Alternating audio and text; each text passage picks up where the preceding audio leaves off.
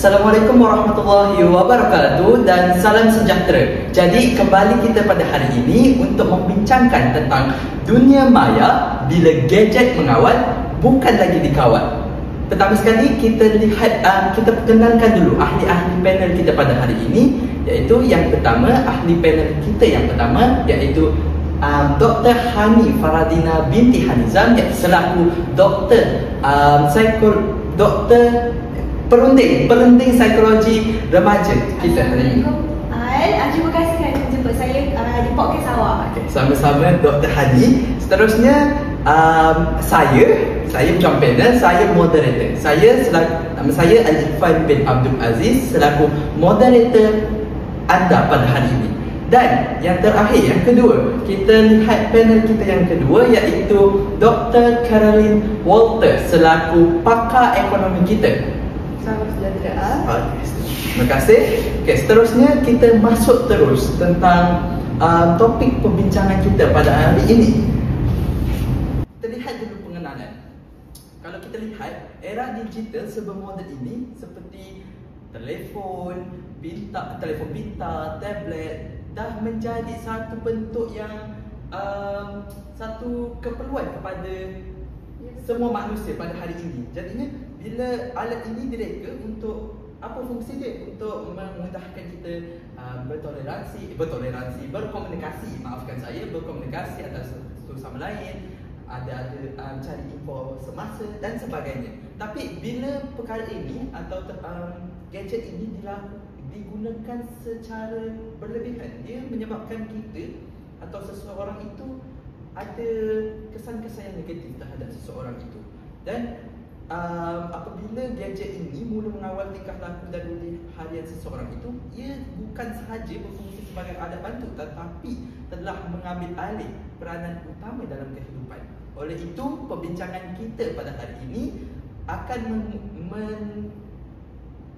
mengetengahkan bila gadget mengawal bukan lagi yang dikawal. Amat penting untuk menyedarkan masyarakat tentang batasan penggunaan teknologi agar tidak terperangkap dalam dunia maya hingga mengabaikan realiti kehidupan. Okey, seterusnya kita dengar pandangan daripada Dr. Hani kita sendiri tentang keseluruhan apa itu yang dikatakan dengan ketagihan atau isu ketagihan gadget dalam kalangan remaja. Okey, baiklah. Terima kasih Al. Jadi pada hari ini saya akan membincangkan tentang isu ketagihan gadget dalam kalangan remaja. Jadi kewujudan gadget pada era kita sekarang ini iaitu era revolusi industri 4.0 telah memberikan impak ke semua lapisan masyarakat, khususnya pada hari ini kita akan membincangkan tentang remaja.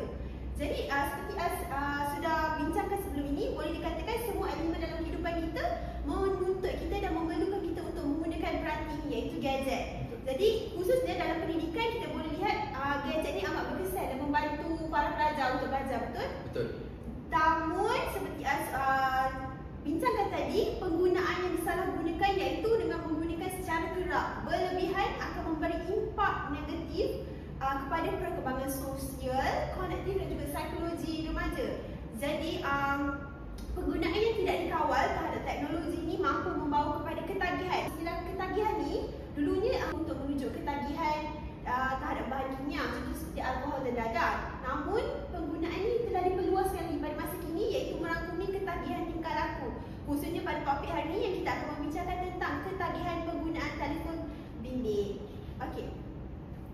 Jadi ketagihan ni, kalau ketagihan telefon bimbit kita boleh dapat katakan adalah ketagihan kita menggunakan dia secara berlebihan. Kita bergantung sangat terhadap gadget ni, dia mampu mengawal, maksudnya kita bukan mengawal gadget tu yang mengawal kita.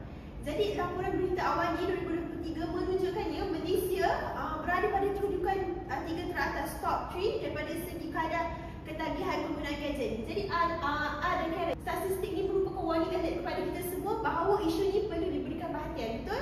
Dengan sewajarnya. Jadi isu ini saya boleh kategorikan dalam isu moral. Kenapa? Sebab boleh timbulnya kesan-kesan kepada perkembangan sasiah dan juga akhlak remaja. Jadi kalau kita lihat kat sini, Ya. negara kita orang-orangnya, masyarakatnya sangat ketagih Sangat bergantung, betul. sangat bergantung dengan gadget ni. Ya, statistik ini menunjukkan golongan masyarakat secara keseluruhan daripada kanak-kanak sehingga orang tua. Kalau tak pegang phone satu hari tak boleh ni. Aduh, okey. Walaupun negara kita ni merupakan negara yang populasi dia kurang berbanding negara lain, tapi kita masih dapat capai tempat ketiga. Ini top 3, bukan Asia, bukan Asia Tenggara. Dunia Ya, betul, dunia. sangat menakjubkan dan membahayakan. Ya. Okey, disebabkan saya Dr. Psychiatric, Dr. Psikologi, jadi saya akan membincangkan kesan penggunaan berlebihan gadget daripada aspek kesihatan mental psikologi. Jadi sekali kita akan tengok bila remaja ketagihan terhadap gadget, kita akan lihat daripada aspek kelakuan mereka. Kelakuan mereka akan berubah dengan ketara. Yang pertama, menghabiskan masa bermain gadget, tidak melakukan tanggungjawab mereka dan kurang interaksi sesama manusia kerana menghabiskan masa dengan gadget. Jadi akhirnya impak ini akan membuatkan mereka berasa terasing. Mereka akan mengasingkan diri mereka. Ini sudah semestinya menyumbang kepada gaya hidup yang tidak sihat dan membawa kesan terhadap kesejahteraan psikologi remaja. Jadi satu kajian yang telah dibuat oleh Nurul Izzati pada 2022 menunjukkan bahawa penggunaan gadget secara berlebihan boleh meningkatkan stres, anxiety dan juga depression. Terutama apabila gadget digunakan dalam tempoh yang panjang tanpa dikawal ibu bapa. Jadi hal ini juga disokong oleh dia pada 2023 yang menyatakan bahawa individu yang ketagih gadget lebih cenderung untuk mengalami emosi yang tidak stabil. Contohnya seperti mudah marah, cepat tersinggung, tidak sabar dan juga cepat letih apabila mereka tidak menggunakan gadget. Kat sini kita boleh tengok penggunaan gadget terhadap kesihatan mental psikologi kepada remaja adalah mereka akan mengalami kesihatan mental seperti anxiety, depression, kemudian emosi mereka juga akan terganggu. Saya setuju dengan apa yang Dr. Hani cakap. Kiranya ada pengalaman lah kiranya kan. Tengok apa tu, main laptop lama-lama kan, sakit mata tu. Bila sakit mata dah pening. Itu yang menyebabkan stres, betul tak? Ya, betul. Okey. Kena. Okey. Terusnya, Jadi perkara-perkara yang saya sebutkan sebentar tadi, dia dapat nampak lihat dia memberi impak terhadap kesihatan mereka dan juga emosi.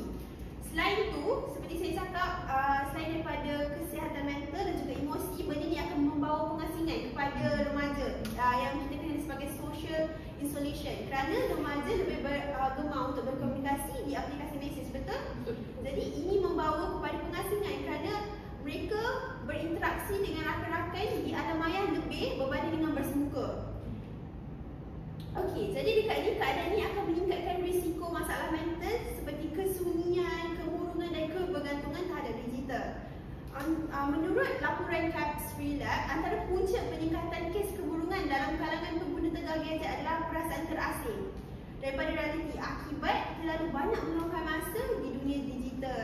Jadi situasi ini turut berlaku di Malaysia. Kita tengok di Berita hari 2023 melakukan peningkatan kes kemurungan digital dalam kalangan remaja akibat penggunaan gadget yang tidak terkawal, sekaligus membuktikan bahawa ketagihan gadget menjadi ancaman terhadap kesihatan mental golongan muda masa kini. sedar tak sedar kita sebenarnya kalau main phone tu menyebabkan social skill kita Ya. kurang lah. Social skill dan juga kita akan social isolation, maksudnya pengasingan, kita tak bergaul dengan masyarakat.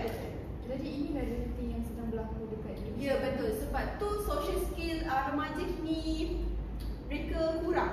Mereka tidak pandai berinteraksi, tidak pandai untuk berkomunikasi dengan masyarakat.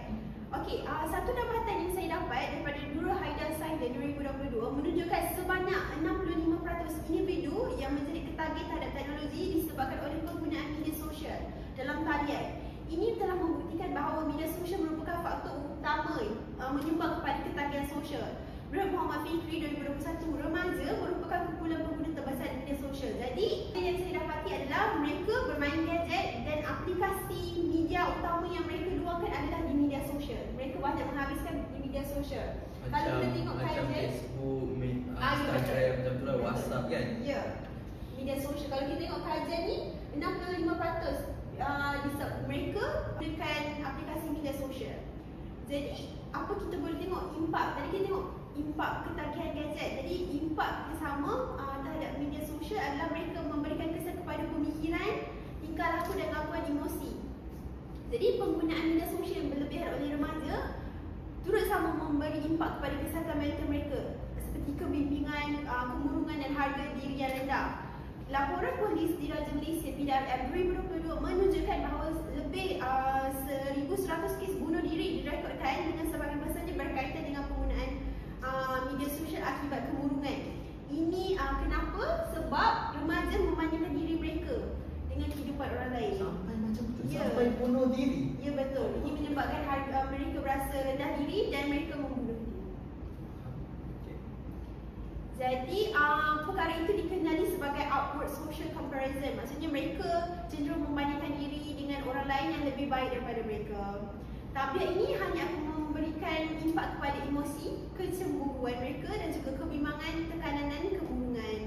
Oleh itu, tekanan yang berlebihan akan membawa kepada kemurungan, lalu mengganggu mereka punya fungsi kognitif, mengurangkan daya tumpuan, ingatan, perhatian dan upaya membuat keputusan. Okey, kita tengok daripada aspek konteks moral pula, kemurungan disebabkan oleh ketagihan gadget boleh merosakkan pertimbangan moral seperti saya cakap tadi, menjurus kepada tingkah laku yang tidak stabil. Individu akan mudah cepat marah, mengasingkan diri daripada keluarga, masyarakat serta hilang keupayaan dalam membuat keputusan. Keadaan ini hanya akan mendorong kepada terjumus ke dalam masalah. Jadi, contoh apa masalah yang mereka akan terjerumus, mereka akan mudah dipergunakan di ruang cyber. Sebab tadi saya cakap tahap kognitif mereka dah menurun, mereka suka untuk membuat keputusan dan sebagainya. Jadi saya tengok satu statistik Polis Diraja Malaysia PDRM merekodkan lebih 33,000 kes jenayah cyber dengan kerugian mencecah 1.3 bilion, melibatkan peningkatan kes scammer dan keadaan yang menyaksikan individu emosi yang lemah dan mudah terpengaruh. Jadi saya dapat simpulkan remaja yang mempunyai emosi dan mental yang tidak stabil dan juga pemikiran mereka masih belum matang akan berisiko dan mudah menjadi mangsa dalam dunia cyber. Okey, yang kedua saya akan sentuh, tadi saya sentuh daripada aspek mental, betul? Dan sekarang disebabkan remaja memang sudah berkaitan dengan pembelajaran, saya akan sentuh kepada aspek akademik. Apa yang akan terjadi terhadap akademik mereka? Yang pertama, kita tahu tadi media sosial merupakan punca utama, betul? Kenapa remaja tertagih? Jadi kita tahu dalam semua gadget yang saya tengah guna, tengah guna, ada cahaya biru yang mampu mengganggu kitaran hidup seseorang. Oleh itu, apabila remaja menghabiskan masa dengan bermain gadget pada malam hari, benda gadget ni, cahaya itu akan mengganggu mereka punya kitaran tidur yang dipanggil sebagai irama circadian, dan akhirnya akan menurunkan kualiti tempoh tidur seseorang itu. Patutlah saya pening kepala sebenarnya adab laptop atau komputer terlalu lama. Ya, benda tu akan Itu yang menyebabkan saya tak berapa ni sakit kepala kan? Ya, betul. Jadi mereka remaja akan mengalami kekurangan tidur. Jadi apabila benda ni akan mengganggulah kitaran proses tidur mereka. Jadi pada besok hari mereka akan berasa letih dan seterusnya tidak boleh fokus di sekolah. Bagus ilmu faham. Betul. Satu explanation yang sangat bernas, bahawa saya baru tahu sebenarnya dalam phone yang kita tengok selama ni ada cahaya biru yang boleh mengganggu kita. Ingat biasa-biasa je kan, panas je. Macam tak ada apa lah. Oh, okey. Jadi tidak dapat disangkakan lagi gadget berpotensi untuk membantu dalam pembelajaran. Tetapi pada masa yang sama akan merosakkan remaja sekiranya mereka tidak menggunakan yang betul. Jadi kalau kita tengok berdasarkan Darjah 5 menunjukkan peratusan penggunaan gadget oleh remaja lebih kepada ke arah komunikasi. Maksudnya mereka menggunakan gadget sebenarnya ke arah komunikasi untuk dalam media sosial berbanding pada e-learning mencatatkan penggunaan yang rendah. Ini dibuat semasa COVID-19. Jadi ini telah menunjukkan gadget sepatutnya digunakan dalam pembelajaran namun digunakan ke arah yang lain, ke arah hiburan. Kiranya berhubung sajalah. Berhubung, maksudnya mereka menggunakan media sosial sebagai platform berhubung. Sepatutnya gadget ini digunakan untuk pembelajaran, e-learning semasa COVID-19, tetapi ke arah lain pula peratusannya. Jadi kalau kita tengok keutamaan yang salah betul oleh remaja, ini akan membawa kepada pembaziran masa sahaja dan mengganggu fokus mereka dalam pembelajaran. Kajian lain pula yang saya dapati, sebanyak 45% pelajar menggunakan gadget sepanjang masa yang membawa impak negatif kepada penggunaan masa. Jadi kalau tengok punca utama kesan negatif ketagihan gadget membawa kepada sikap menangguh, tugas akibat penggunaan masa yang berlebihan dalam melayari media sosial. Ini menunjukkan kegagalan pelajar dalam mengutamakan tanggungjawab mereka dengan mengutamakan hiburan. Okey, kita akan tengok kesan dan kemudian kita akan tengok apakah akibat kepada pelajar, impak dia yang in future, apa yang mereka akan dapat. Jadi kita tengok kalau kemerosotan akademik yang dialami oleh pelajar disebabkan oleh kegagalan dalam mengawal diri mereka, menunjukkan kegagalan dalam mengutamakan tanggungjawab utama, iaitu sepatutnya pelajar remaja belajar. Jadi ini lantasnya disiplin dan juga rasa bertanggungjawab dalam diri mereka akan terhakis, lalu membentuk mereka menjadi individu yang bermasalah, betul? Sebab hilangnya disiplin dalam diri mereka. Jadi ruang cyber yang sering diberikan keutamaan oleh mereka akhirnya akan menjadi solusi untuk mereka melarikan diri daripada kegagalan akademik dengan melakukan jenayah dalam penipuan dalam talian. Menurut kajian daripada Institusi Penyelidikan Pembangunan Belia Malaysia, mendapati belia yang berumur 17 hingga 30 tahun terlibat dalam berbagai bentuk penyalahgunaan internet seperti penipuan atas talian, pemalsuan bahan digital dan penyebaran maklumat palsu. Jadi kiranya ingatkan orang-orang tua yang menipu kita. 17-30 dah ada yang menipu kita kan? ya, betul. Jadi data ini dengan secara jelas menunjukkan bahawa golongan belia berpotensi untuk melakukan dan terlibat dalam jenayah cyber. Tambahan pula nilai-nilai moral yang semakin luntur dalam diri mereka akan menguatkan lagi kecenderungan mereka untuk terlibat dalam kes-kes jenayah. Faham? Jadi macam yang kita dengar tadi, Dr. Hani sendiri telah menjelaskan kesan atau pengenalan, kesan dan akibat berkaitan dengan ketagihan gadget. Ketagihan gadget je sampai impak dia sangat berat kepada pelajar. Faham? Jadinya kalau saya boleh katakan di sini, kalau kita lihat, kita dah tengok kesan dan akibat. Apa salahnya kalau kita lihat pula langkah pencegahan, bagaimana kita selaku yang pertama ini selaku peranan ejen moral keluarga untuk melakukan pencegahan, untuk pencegahan kepada apa tu, ketagihan gadget ini. Okey. Pertama sekali kita lihat dulu kita sebagai keluarga. Yang pertama iaitu pembangunan sahsiah disiplin. Ibu bapa merupakan satu-satunya kiranya ejen moral yang paling penting dan utama dalam membentuk sahsiah dan disiplin anak-anak mereka atau murid di sekolah. Sebab boleh dikatakan di sini murid adalah kiranya guru pertamanya ialah ibu bapa, betul.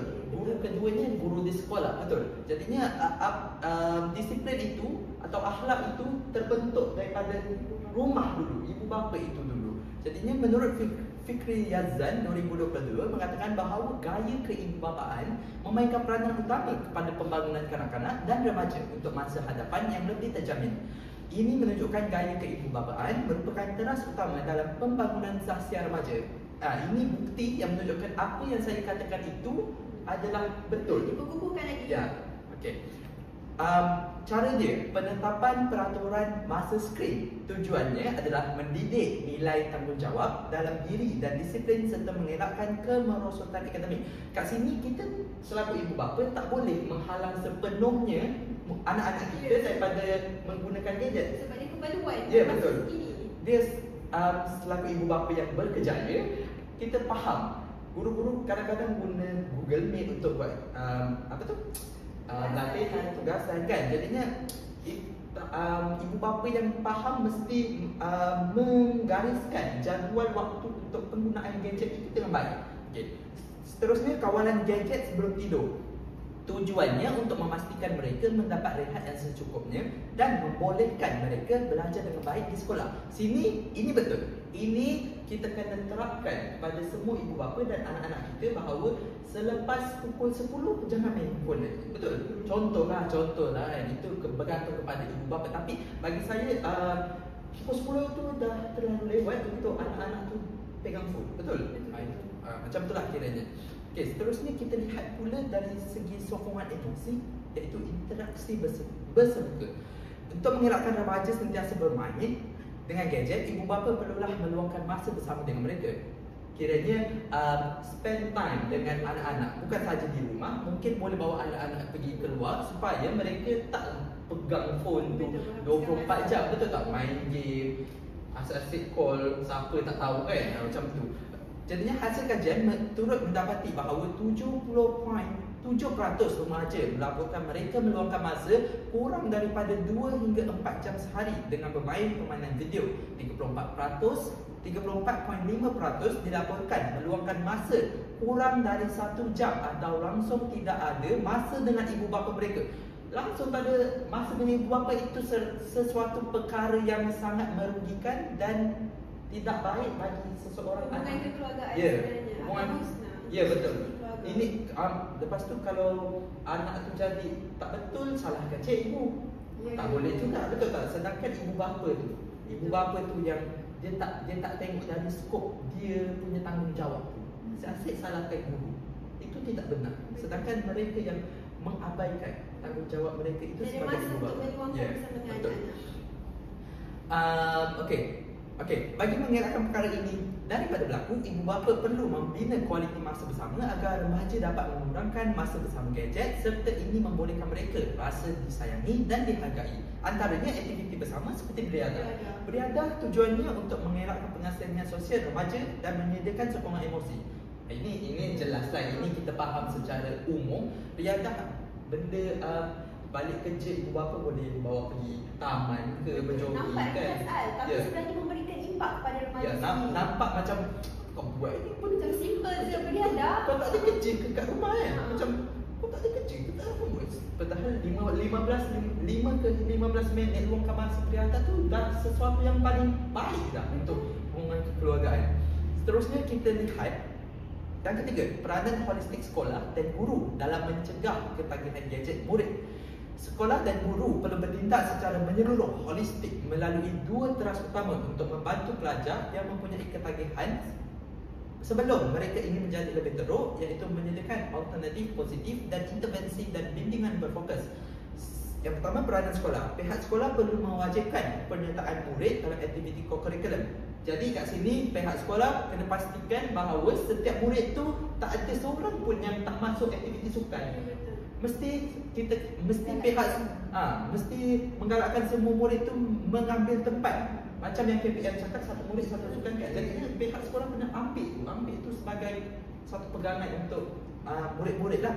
Di sini tindakan ini adalah penting untuk menggalakkan pengasingan social insulation dan seperti yang Dr. Hani cakap, dan menyediakan sokongan emosi bersungka yang sering hilang akibat ketagihan gadget. Seterusnya kita lihat pula dalam sikit daripada sekolah tu, iaitu peranan guru. Guru bimbingan dan kaunseling GBK memainkan peranan utama dalam menjalankan program kaunseling, bimbingan dan intervensi berterusan bagi murid yang telah dikenal pasti mempunyai tingkah laku ketagihan gadget. Intervensi ini membantu pelajar yang berisiko tinggi mengalami kemurungan dan kebimbangan, memulihkan disiplin diri dan mengurangkan pendarahan mereka kepada tingkah laku berisiko tinggi seperti sekolah dan jenayah cyber. Jadinya kalau kita lihat dalam sekolah tu, guru dalam sekolah tu pula GBK ni lah yang paling utama kiranya untuk memainkan peranannya sebagai bimbingan dan kaunseling itu, membentuk kesaksian supaya murid-murid di sekolah itu tidak terjerumus kepada ketagihan gadget itu. Okey, jadinya kita dah selesai berkaitan dengan isu ketagihan gadget seperti yang penjelasan yang sangat jelas dan baik daripada Dr. Hani itu sendiri berkaitan dengan apa itu ketagihan gadget dan kesan dan akibatnya tersendiri. Dan kita pun ada langkah pencegahan Ya, yang betul. disajiskan oleh Ya, ICAP. ya betul. Seterusnya jadinya kita pindah, tapi ada kaitannya dengan ketagihan gadget, iaitu berkaitan dengan isu jenayah cyber.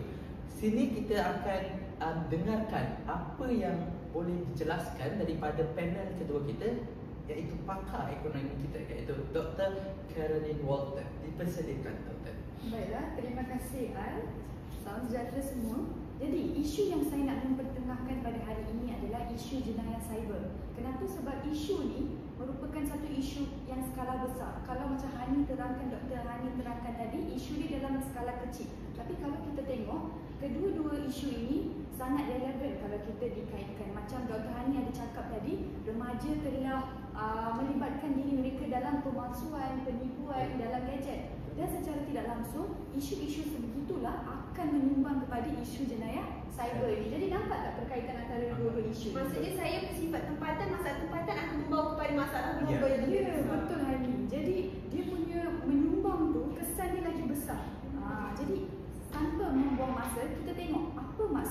isu jenayah cyber ini. Jadi isu jenayah cyber utama termasuk penipuan dalam talian, serangan ransomware dan eksploitasi kanak-kanak yang menyebabkan kerugian jutaan ringgit di Malaysia. Saya sebagai pakar ekonomi memang saya setuju. Okey, sebab apa? Sebab memang banyak kerugian yang melibatkan dengan jenayah isu cyber ini. Nah, semua setuju tak? Betul, saya setuju. Betul. Sebab kalau kita lihat bukan saya seorang saja yang bukan orang lain, saya pun pernah apa tu mengalami kena scam. Walaupun sikit tapi benda tu merugikan diri kita. Kita duit kan macam mana kan. Okey. Apatah lagi dalam skala dunia. Banyak sangat ekonomi yang pergi ke waste. Jadi saya ada sentuh satu perkataan, satu istilah ni, ransomware. Anda semua aware tak apa maksud perkataan tersebut? Saya pun dengar. Saya pun sejujurnya doktor, saya tak pernah dengar ransomware. Okey, ransomware ni adalah satu kegiatan di mana seseorang tu akan menyekat sesuatu sistem untuk kepentingan diri dia sendiri. Sama ada nak minta duit ataupun sekarang ni baru-baru ni yang melibatkan politik pun. Kiranya dia hacker lah, hacker. Ya, dia hacker. Hacker macam hacker bank seseorang tu sekat call kita minta terpusat macam tu. Ya, betul. Salah betul proses tu. Faham. Okey. Jadi, penjenayah cyber semakin bijak menggunakan teknologi seperti kecerdasan buatan AI. Anda semua tahu apa tu AI? Artificial intelligence. Ya, betul. Dan artificial intelligence itulah yang memudahkan lagi penipuan dan semua benda ni untuk berlaku, untuk memperdayakan mangsa. Jadi, bagi mengatasi isu ini memerlukan usaha bersepadu oleh kerajaan, sektor swasta dan masyarakat melalui peningkatan keupayaan digital, risikan dan kerjasama antarabangsa. Jadi, apa yang saya ketengahkan di sini adalah untuk menyelesaikan isu ini perlukan kerjasama daripada semua pihak. Okey, jadi ini merupakan jadual peratusan kesan isu jenayah cyber.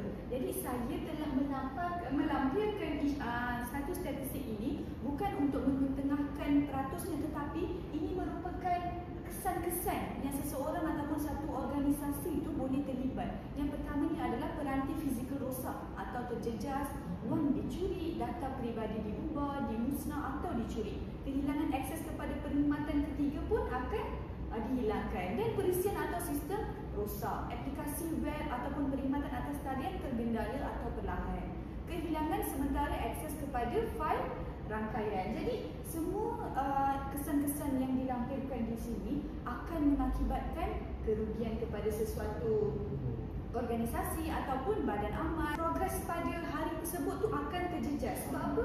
Berlakunya isu-isu jenayah cyber sebegitu. Saya tertarik dengan peranti fizikal rosak atau terjejas tu. Jadinya kalau contoh laptop kita rosak, tak semestinya salah kita, salah orang lah kiranya hack. Ya, betul tadi.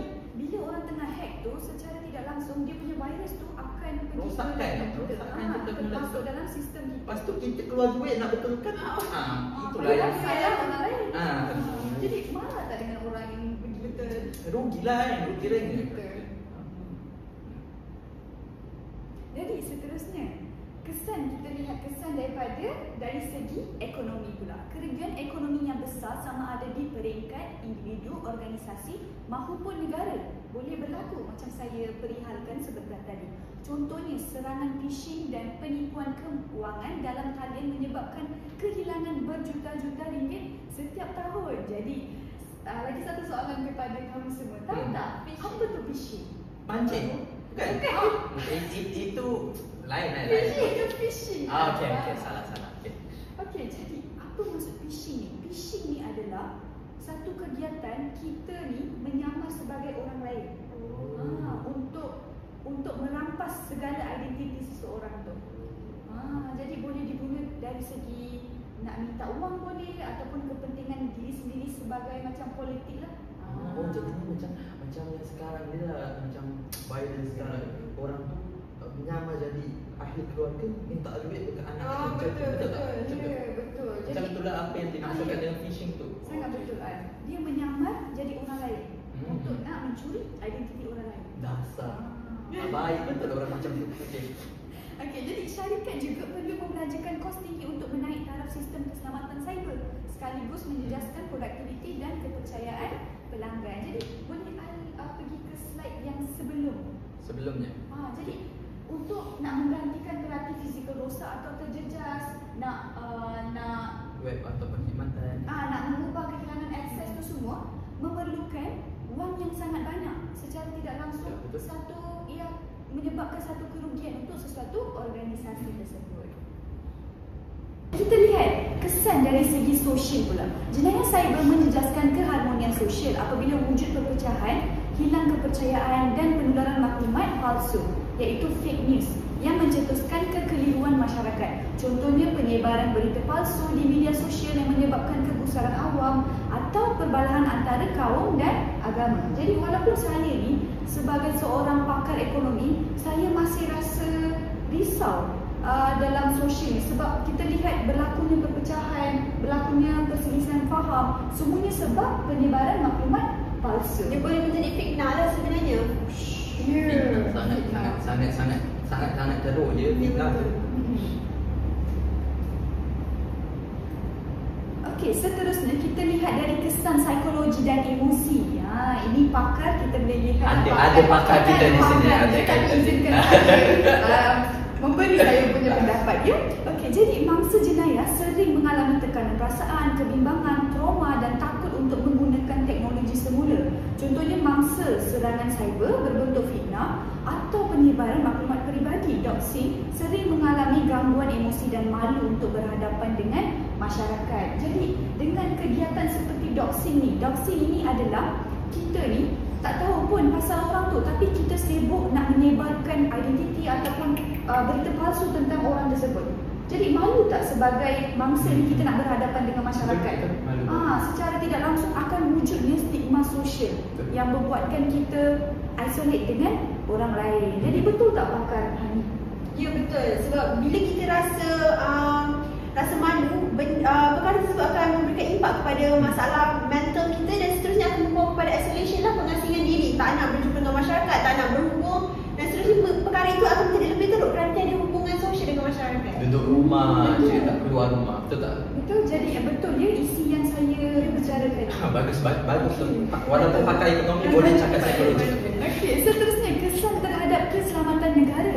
Serangan ke atas pangkalan data kerajaan, sistem pertahanan dan maklumat strategik negara boleh menjejaskan kestabilan politik dan ekonomi. Contohnya laporan menyebut tentang serangan cyber espionage yang boleh mengintip rahsia kerajaan dan menjejaskan integriti negara. Saya sebagai pakar ekonomi ni memang hari-hari saya akan tengok kes-kes sebegini.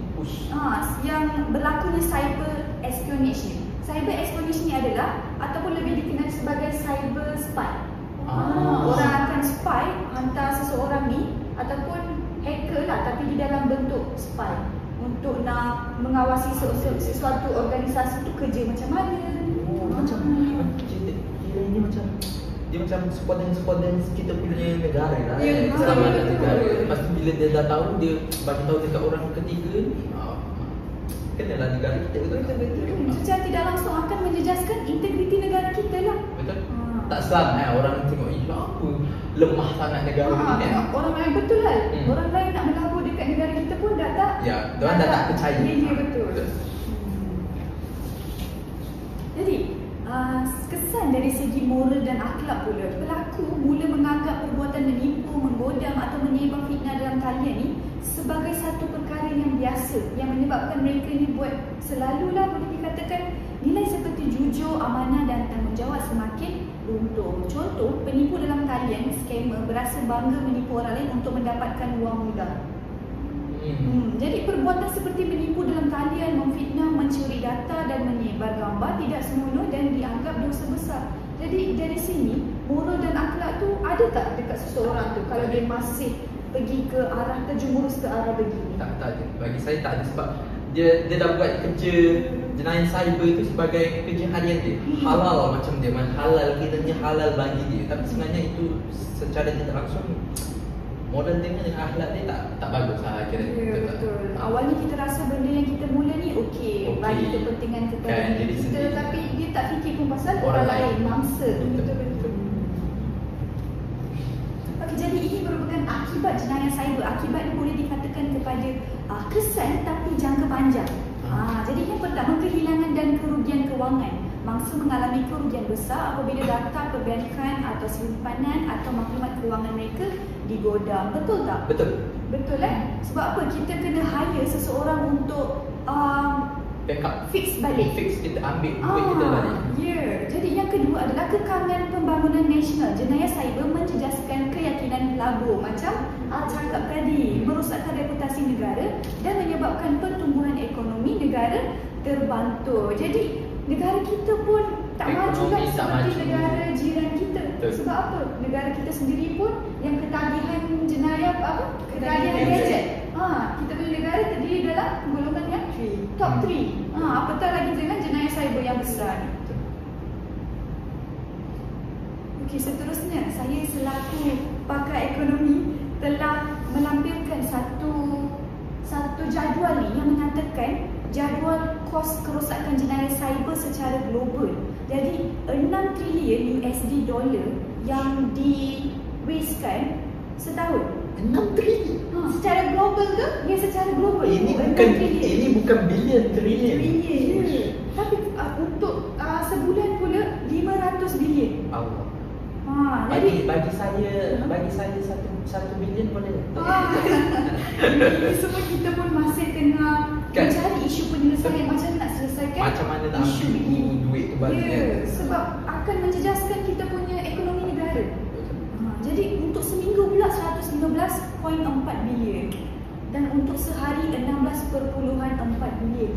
Dan yang paling menakjubkan adalah 190,000 a second. Ouch. Dalam satu saat tu, tengok berapa banyak kerugian yang seseorang yang dunia ni boleh dapat melalui jenayah cyber. Second tau. Second. Gaji kita setahun pun tak sampai macam ni. USD lagi tu. Allah. Ya, betul. Jadi setiap second ni akan berlaku kegiatan ini. Jadi ini pula akibat dari segi kerosakan sosial dan hubungan masyarakat. Jenayah cyber seperti penyebaran berita palsu, fitnah dan video tidak senonoh akan membawa kepada keruntuhan moral dan konflik. Sama juga seperti saya cakap, penyebaran berita palsu. Yang terakhir sekali adalah kehilangan kepercayaan terhadap teknologi. Akibat pengalaman buruk seperti penipuan dalam talian ataupun godaman akaun, mangsa menjadi takut untuk menggunakan internet atau transaksi digital. Jadi kita sebagai pengguna digital lah, sebagai pengguna pembeli dekat shopping Online semua shopping. tu, berani tak kita nak buat transaksi digital? Oh tak. Tiba-tiba dia cakap 100, dia ambil 500. Mungkin sebelum ni kita memang dah biasa, tapi lepas ni kita mesti kena aware lah. Jaga-jaga Betul. sikit. Kita QR tu QR kepada siapa, Ya. dia bagi QR salah ke. Betul. Okey, seterusnya kita bergerak ke langkah pencegahannya pula. Kalau macam yang kita dapat jelaskan tadi, doktor pakar ekonomi kita dah jelaskan tadi bahawa dia telah menjelaskan secara menyeluruh berkaitan apa itu jenayah cyber dan kesan dan akibatnya sendiri terhadap apa yang dikatakan dengan jenayah cyber itu. Jadinya kalau kita lihat apa yang boleh saya rangkumkan daripada perkongsian doktor ekonomi kita, pakar ekonomi kita, kat sini kita boleh ambil langkah-langkah pencegahan. Kat sini saya lampirkan 5 langkah pencegahan, iaitu yang pertama, paling utama, diri kita sendiri, iaitu diri kita sebagai ejen moral individu. Kita perlu mengawal niat, akhlak dan tanggungjawab peribadi dalam dunia digital. Jadinya kena fikir secara baik kalau nak buat sesuatu. Amalkan etika kendiri digital, tidak menipu, tidak menyebarkan aib orang, tidak curi data. Tingkatkan kesedaran keselamatan cyber peribadi seperti penggunaan kata laluan kukuh dan tidak berkongsi maklumat sensitif. Sini kita lihat kalau kita nak buat password, kata kunci, janganlah letak 1, 2, 3, 4, 5, 6, 7, 8, 9, 10. Terlalu hacker pun tahu ini boleh masuk ni, senang macam tu. Jadinya kita kena pandai-pandai. Pastikan password kita tu cantik, kukuh dan selamat. Seterusnya yang kedua, sekolah dan guru sebagai ejen moral pendidikan. Pendidikan kendiri digital sejak sekolah rendah. Jadinya kat sini kita dapat lihat dari peringkat sekolah rendah lagi kita didedahkan dengan pendigitalan. Seterusnya, murid perlu diajar etika cyber, privacy data dan cara menangani buli cyber. Kat sini guru bukan sahaja bagi tahu macam mana nak guna, tapi bagi tahu juga macam mana guna dengan baik dan beretika. Contoh, modul keselamatan digital empathy cyber boleh dimasukkan dalam buku kurikulum TMK. Yang ketiga, kerajaan sebagai ejen moral, pusat risiko cyber serantau, Asian Cyber Common. Sini ini bukan tanggungjawab kita, tanggungjawab kerajaan. Jadi kerajaan itu ada tanggungjawabnya sendiri secara menyeluruh, iaitu Asian Cyber Common, mengumpulkan pakar keselamatan cyber untuk menjejak jenayah rentas sempadan. Contohnya, model seperti Interpol Digital Crime Center di Singapura boleh dijadikan rujukan. Yang keempat, keluarga sebagai ejen moral asas.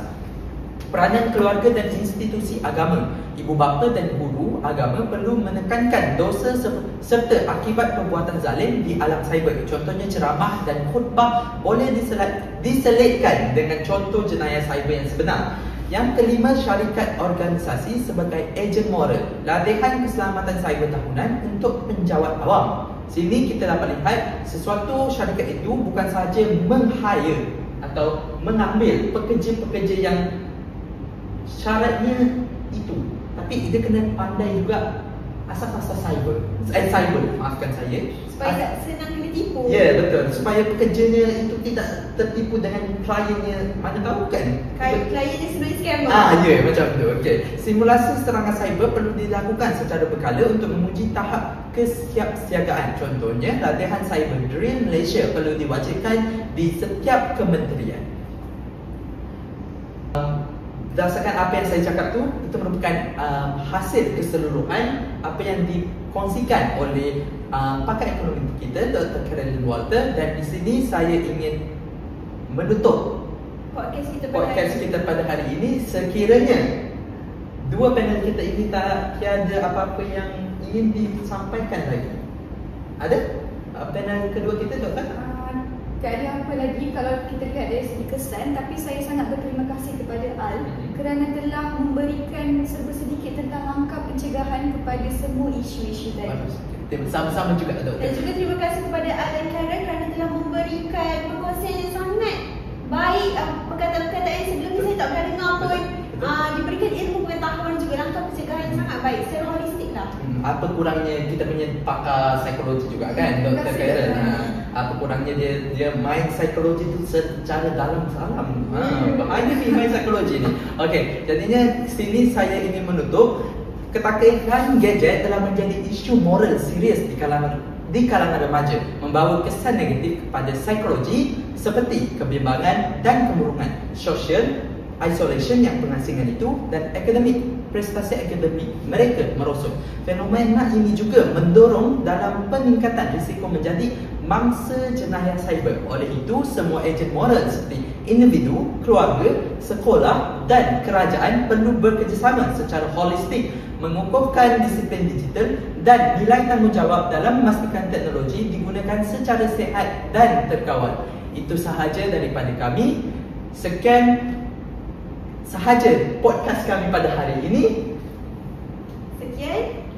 Terima kasih. Okey, jumpa lagi di podcast seterusnya. Bye-bye.